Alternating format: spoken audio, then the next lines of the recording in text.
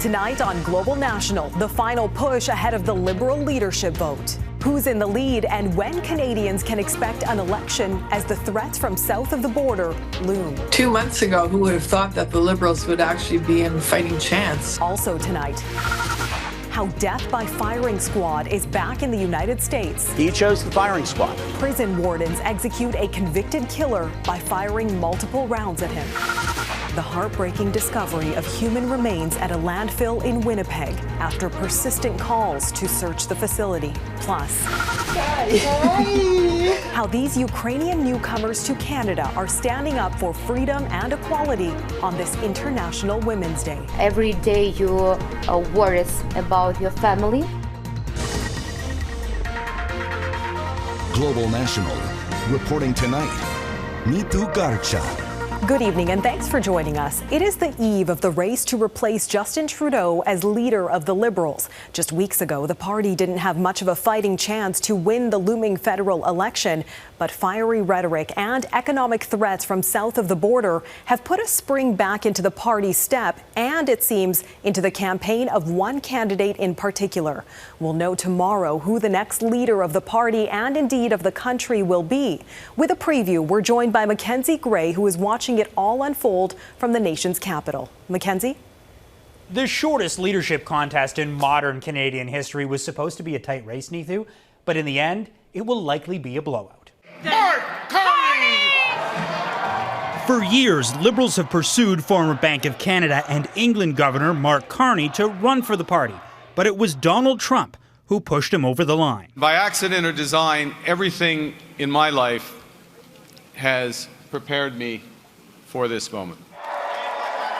Carney presenting himself as someone with the economic experience to handle Trump's trade war, but distant enough from Justin Trudeau to show the party has changed. So our economy was weak before we got to the point of these threats from President Trump. That's why we need big changes. Mark Carney! A message that has landed with Liberals. Carney drawing consistently larger crowds at rallies compared to his main challenger, Chrystia Freeland, whose campaign launch got off to a rocky start. Freeland proposed a slew of policies that often contradicted her time as Deputy Prime Minister and Finance Minister, including tying immigration to housing starts and scrapping the consumer carbon tax. We have heard very clearly from Canadians that they don't like it. That's something that we have to listen to. But her proximity to an unpopular Prime Minister hampered her in the race. Carney raised $3.4 million. Freeland didn't crack $1 million. The Liberal caucus and cabinet also coalesced behind Carney. Mark Carney! The race has been free of nearly all personal attacks, only Karina Gould taking subtle jabs at the frontrunner. You can't bring a calculator to a knife fight. You have to fight very strongly and with the right tools, and that's exactly what I'm going to do as Prime Minister. Gould very unlikely to win the leadership, but multiple Liberal insiders have told Global News she could finish second, with Chrystia Freeland finishing third. Carney is likely to win tomorrow, and the Conservatives have already started their attack ads against him. Carbon tax Carney. If Carney wins, Canada loses. Multiple polls have shown that a Carney-led Liberal Party would be neck and neck with the Conservatives, Neithu, erasing a 20-point lead Pierre Poilievre had at the start of 2025. So, Mackenzie, beyond who will be the new leader, the next big question is when can Canadians expect a federal election? Carney has strongly hinted on the campaign trail, Neithu, that if he wins, he will call an election quickly, likely before the House of Commons is set to come back on March 24th. Now, Carney isn't a member of Parliament, so governing during a trade war without being in Parliament would be a challenge, making the question, when would the election date be? Now, by law, a campaign must be between 37 and 51 days long, and considering the Liberals' rapid rise in the polls, most Liberals we've spoken with believe Carney would opt for a short campaign to try and capitalize on the momentum, meaning election day could be as early as the end of April, but the exact date is still up in the air. If there is a snap election call, Carney will have to focus both on campaigning and dealing with Donald Trump's trade threats, with multiple tariff deadlines set for during a potential election, which the Liberals hope will make the ballot box question in the next election, who is best placed to deal with Donald Trump, Neithu, something the Carney camp believes is a winning issue against Pierre Poilievre. All right, Mackenzie Gray in Ottawa. Thanks, Mackenzie. Mark Carney will likely be crowned Liberal leader and eventually Prime Minister, but Conservative leader Pierre Poilievre says there is still a big conflict of interest surrounding the Liberal Party's leadership contest. Carney holds 2 foreign passports and has refused to disclose any financial interests he holds. Mercedes Stevenson joins me from Ottawa. Mercedes, could this be an issue for Carney's political push? Neithu, as the Liberal Party is expected to anoint Mark Carney as their new leader tomorrow, concerns about his financial disclosures are still hanging over him. We spoke with former Deputy Prime Minister Sheila Copps about what he would have to do if he becomes Prime Minister and whether Conservative criticisms over his extensive holdings and level of transparency so far could be a stumbling block during an election campaign. People are saying, well, we want transparency on someone who has this much money, this much interest, who's going to be making major financial decisions about the country. Well, the good news is that as soon as he is elected, if that happens, he's going to have to put everything in a blind trust. That's how it works in Canada. Unlike the United States, where Mr. Trump can actually launch a Bitcoin on the same day as he's becoming the president and actually get money from it. So the laws here are very direct. And you can watch the full interview with former Deputy Prime Minister of Canada, Sheila Copps, tomorrow morning on the West Block, right here on Global. China has slapped retaliatory tariffs on more than $2.6 billion worth of Canadian agriculture products, including canola and pork. The tariffs are set to take effect on March 20th.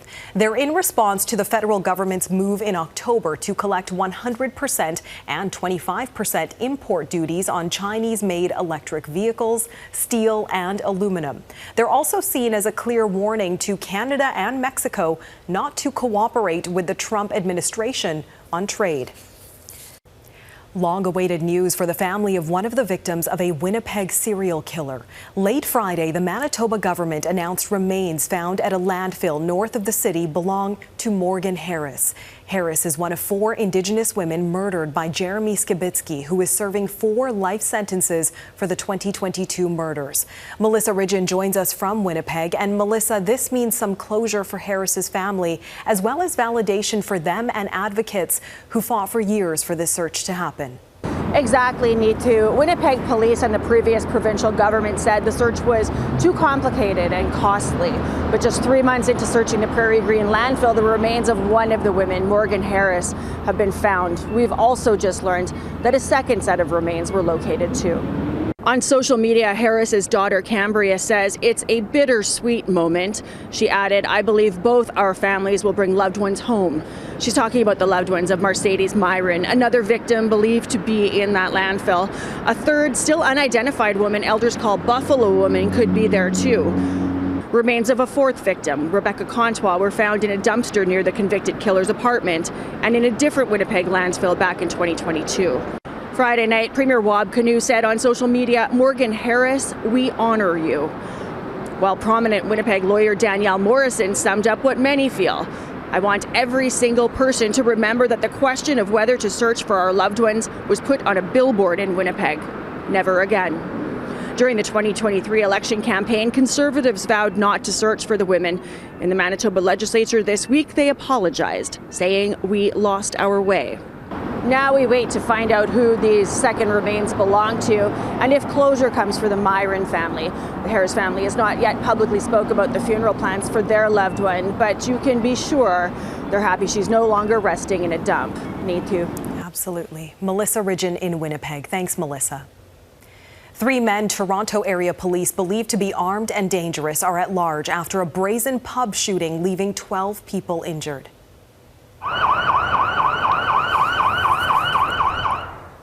It happened in Scarborough just before 11 p.m. last night. Police say the masked gunmen, one armed with an assault rifle, the others with handguns, walked into the bar and opened fire. 6 people are recovering from gunshot wounds.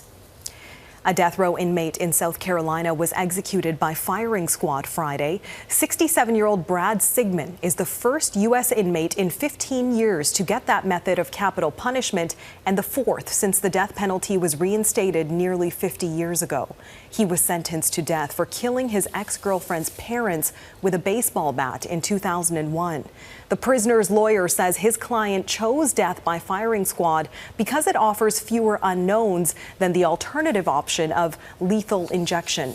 President Trump's attack on diversity, equity, and inclusion efforts has triggered a heated debate in the U.S. Trump signed an executive order in January ending government support for such programs and is calling on federal agencies to scrap what he calls woke initiatives.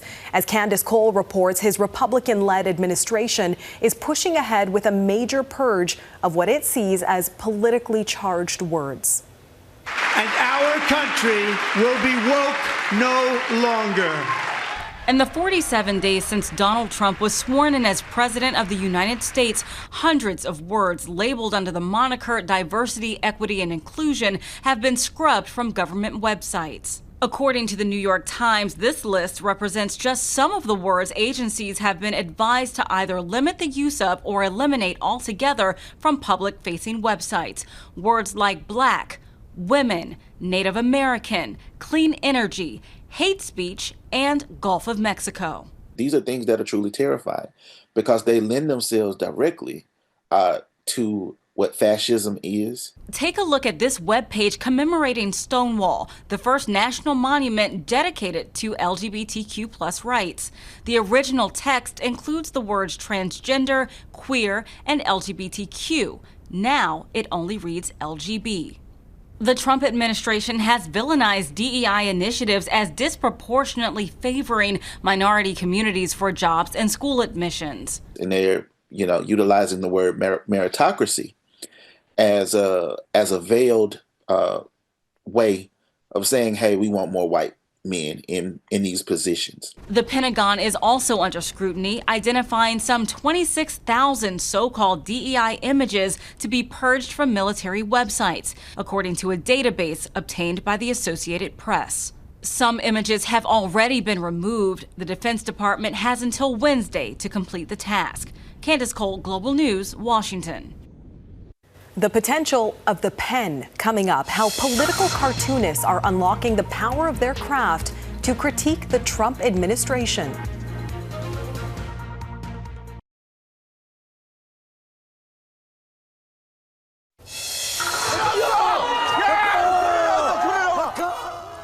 More twists and turns in South Korea's ongoing political saga. The country's impeached president was released from prison today after a court canceled his arrest warrant.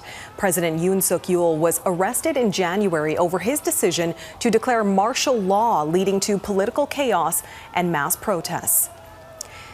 Trump's efforts to defy global diplomatic norms are providing a source of content for artistic creators. From his lashing out at longtime U.S. allies to gutting government departments, political cartoonists are taking note. Heidi Petracek spoke with one cartoonist about why the media matters more than ever. At a time when reality feels surreal, I think we're going to have to keep it for the 51st state, changing the name of the Gulf of Mexico to the Gulf of America. Plant the American flag on the planet Mars. Political cartoonists like Bruce McKinnon have ample inspiration to draw from. So in some ways, it's great to have all this material coming at you all the time. In other ways, it's almost, how do you outdo it? How do you one-up Donald Trump for buffoonery? It's hard to trump Trump, but McKinnon and others have tapped into the anger of a nation during the fight against the president's tariffs and his repeated statements on annexing Canada. I think it's pretty important and pretty easy to reflect those feelings. You have to make your feelings on that clear, that it's not a time to be mealy-mouthed about those things. McKinnon was recently honored with an international award for his works, one of many he's collected in his 40-year career. And he's also seen his Trump cartoons go viral. I like to think of us in the post-truth era now. When fiction is passed off as fact, editorial cartoons, he says, can cut through the noise. Visual, can be communicated very, very quickly. Connoisseurs of political cartoons say a satirist's work can help preserve democratic ideals under threat. Cartooning and satire more broadly have an ability to speak truth to power, and what we allow in terms of political cartooning is a canary in the coal mine for free speech. The cartoonist has the advantage because they're like even more of a clown than the anti-system politician. So they're actually attacking the anti-system politician in their own language with their own kind of like appeal. And I think that actually resonates a lot. McKinnon's goal when he's at the easel, make his point, make it count. And to make people laugh, if at all possible, because that's important too. The power of the pen taking on Trump and reflecting the feelings of a nation. Heidi Petracek, Global News, Halifax. There have been 2 high-profile pro-Palestinian protests in the UK today. This video was filmed by a man who scaled London's Big Ben Tower barefoot at dawn with multiple Palestinian flags. He's still up there and is refusing to let rescuers bring him down. And pro-Palestinian protesters in Scotland vandalized a golf resort owned by U.S. President Donald Trump. The words "Gaza is not for sale" were painted on the lawn, while other areas had holes dug up. The resort's clubhouse was also splattered with red paint. Ahead, the life-altering technology that's helping people with epilepsy. Why is it not approved in Canada?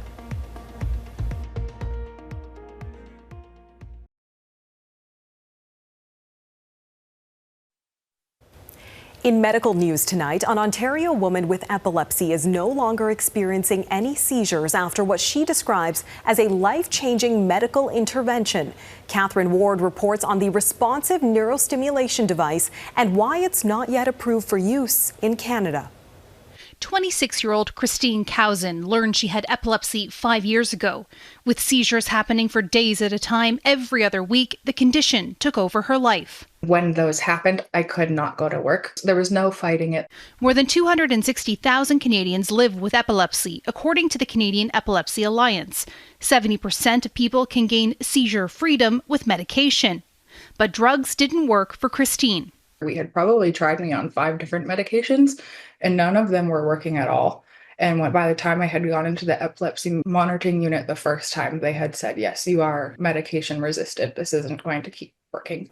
But her medical team had an idea, surgically installing a responsive neurostimulation device in her skull. That meant 2 electrodes in a specific part of the brain to measure electrical activity connected to what is effectively a mini computer. And that computer then makes a decision as to whether the patient's having a seizure or not. If it detects seizure activity, it can deliver an impulse, very similar to a heart pacemaker, and hopefully prevent the patient from having a seizure. The device is approved in the United States. Special approval was granted from Health Canada, and in July 2024, Christine became the second person in Canada to have this procedure. She had 1 seizure immediately after the surgery while in hospital, but other than that, Christine has been seizure-free. I've very much gotten my life back. That is the way to say it. I am planning things for my future where before I would have never actually made plans even for a couple weeks at a time. That risk is actually worth it now. The company responsible for the device has not yet sought approval from Health Canada.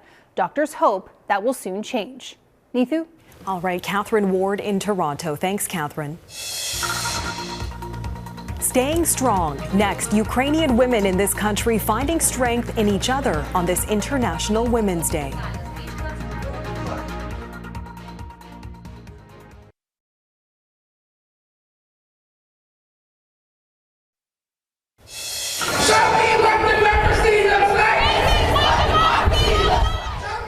Thousands took to the streets in Toronto for the city's 47th annual International Women's Day rally. The theme for this year's march is Fighting for Our Lives, Building Our Resistance, representing equal rights issues that have gained strength since U.S. President Donald Trump's return to office. From Gaza and Iran to Afghanistan, women around the world continue to face unimaginable challenges, fleeing conflict, enduring oppression, and fighting for basic rights.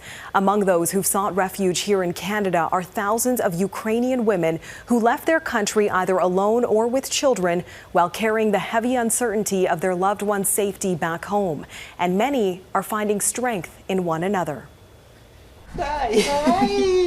Ukrainian mother of 2 Natalia Mahda opens the door to friends who helped her adjust to life in Canada after fleeing war.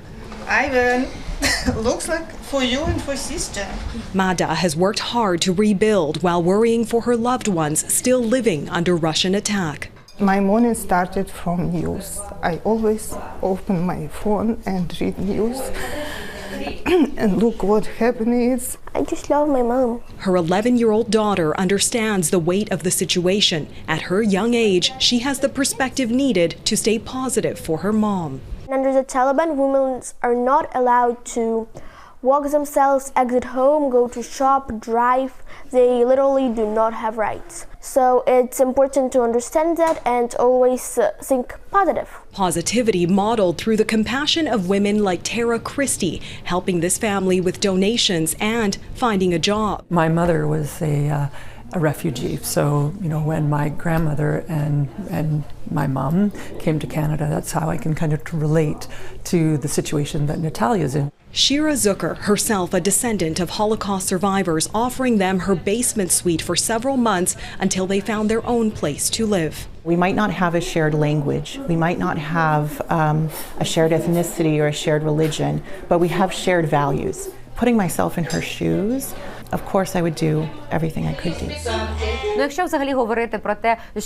Like many other Ukrainian refugees, these women in Calgary say the language barrier has been one of the biggest challenges. Every day you worry about your family. Which is why they launched a YouTube channel. It was their idea to be like a bridge between information and Ukrainians and be like a language bridge between two of these parts. Their channel helps people stay informed and helps them stay connected. She moved with her child. Natalia also had a Ukrainian TV experience in Ukrainian TV channel, and she used to work with Volodymyr Zelensky when he was an actor. From Metro BC to Calgary and beyond, Ukrainian women are showing the power of resilience, friendship, and solidarity as they establish new lives. And Helena Taran says her message on this International Women's Day is, be brave and strong like Ukraine. And that is Global National for this Saturday night. I'm Neetu Garcha. Tonight's Your Canada are more images of Canadian pride from Calgary, Toronto, and Halifax. Donna will be with you tomorrow. Have a great night.